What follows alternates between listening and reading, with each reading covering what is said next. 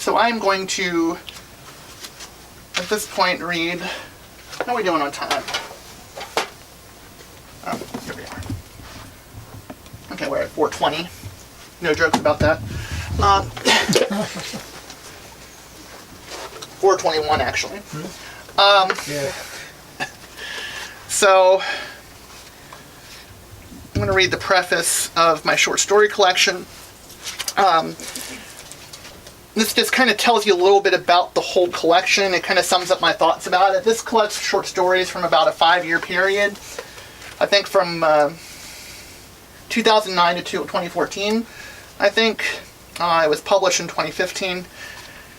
And here we go. So I start off this preface by including a quote from Harlan Ellison. If you don't know Harlan Ellison, he's a well-known science fiction and horror writer. Harlan said this, talking about writing: "There is no nobler chore in the universe than holding up the mirror of reality and turning it slightly, so we have a new and different perception of the commonplace, the everyday, the normal, the obvious. People are reflected in the glass. The fantasy situation into which you thrust them is the mirror itself. And what we are shown should illuminate and alter our perception of the world around us. Failing that, you have failed totally." And that's, as I said, a quote from Harlan Ellison. And here's what I have to say, my preface. "Chances are you don't know me, but I'm worried that after reading this book, you will. Because a short story collection, maybe even more than a novel, lays bare all the obsessions of an author. It gives the reader a chance to note, in the space of a single volume, recurring patterns, topics the author can't seem to tear herself away from, topics that keep showing up time and time again, despite her wishes that they wouldn't. Incriminating topics which reveal her to be something other than normal. There are 20 stories in this book, and as I assembled it, I imagine the manuscripts tacked to the bulletin board in a courtroom, exhibits A through T in a Kafkaesque daydream. Note, the prosecuting attorney says, how many times she writes about suicide, poverty, estrangement from family, addiction. Note not only what she writes about, but how strangely she writes about it. Clearly this author is deranged. The state asks, Your Honor, that you immediately remand her to the nearest psychiatric hospital, where she shall be injected with all sorts of medicine to grant her passed-out chemical bliss. For if one does not love reality, then one must be compelled to leave it.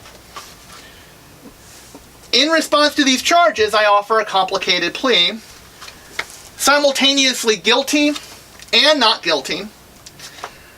The prosecutor cackles. Ha! Simultaneous conflicting pleas. See, I told you. Deranged! Deranged! But wait, I can explain. I only offered a complicated plea because it's a complicated matter. The stories in this book aren't purely autobiographical. And yet, like most fiction, I suppose, there is an element of autobiography in each tale. Yes, I'll admit that much.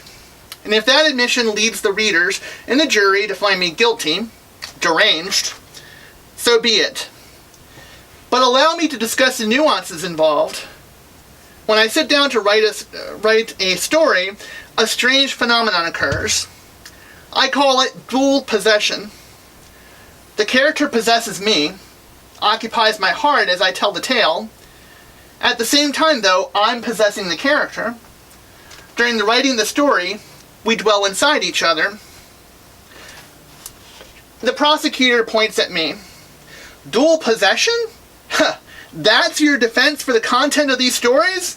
Deranged! Clearly deranged! Now what have you to say about the odd manner in which so many of them are told? They're not all weird. The prosecutor smirks. Weird isn't the word I used, young lady. I used the word odd. Surely you'd have to admit that most are, at the very least, odd. My goose, it seems, is cooked. The prosecutor is hell-bent on finding me deranged and is completely unreasonable.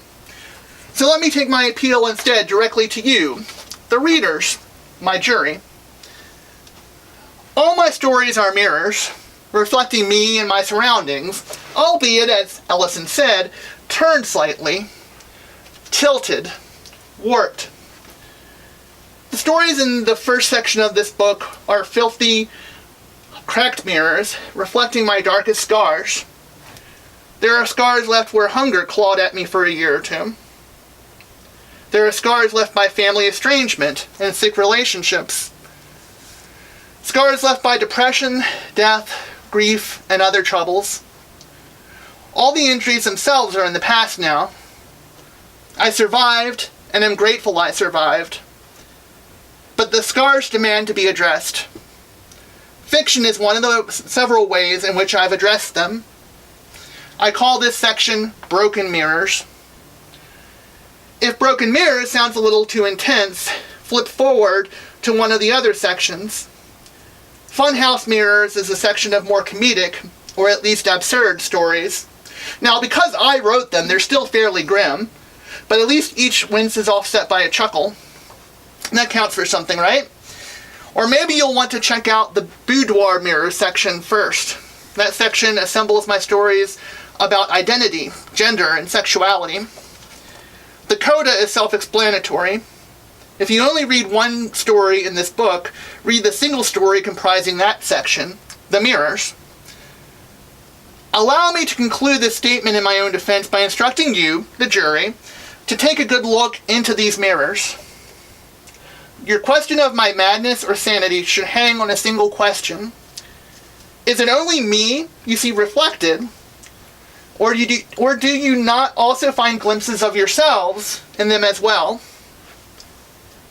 If I'm mad, maybe you are too. Maybe we all are.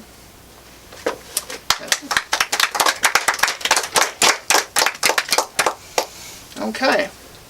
Questions? Comments? Nasty remarks?